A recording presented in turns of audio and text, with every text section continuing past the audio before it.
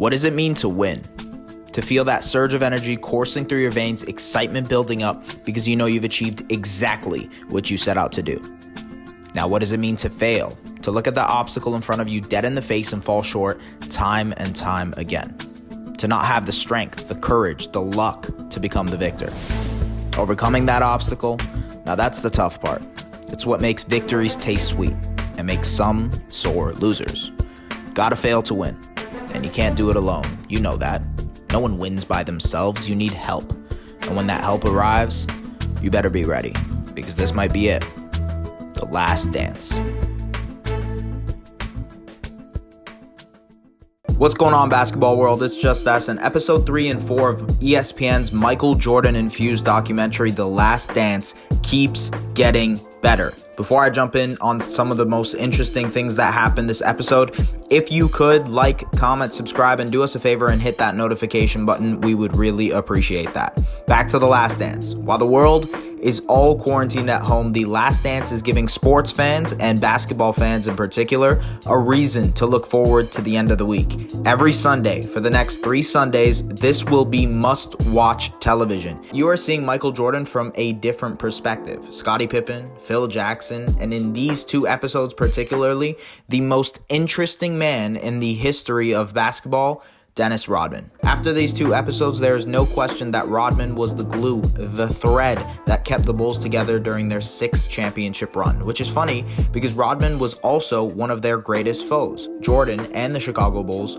had one of the most heated NBA rivalries ever with the Bad Boys era of Detroit Pistons basketball. Rodman was a part of the crew that instituted that infamous Jordan rules, which goes to show you how different the state of the NBA is compared to then.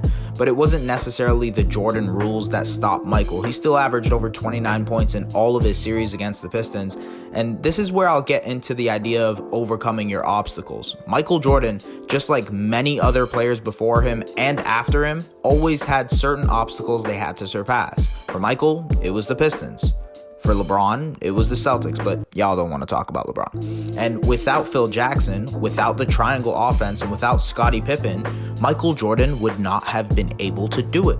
Circumstance is such an important factor to put into perspective. Even the assumed greatest player of all time had to be in an ideal circumstance for him to win.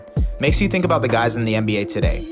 The guys who get called out for their empty stats on bad teams. How good could they be if they were in the right circumstance?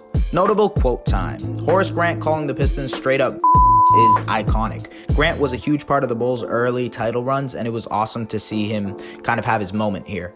Shout out to Phil Jackson. I want to bring up the idea of how a different coach can impact players. Phil Jackson became the coach and Michael started winning. Then he went on and did it with Kobe and the Lakers. And if you think about it, Steve Kerr became the coach of the Warriors and then they started winning. Even the Raptors last year with Dwayne Casey and Nick Nurse. Goes to show you, coaching matters.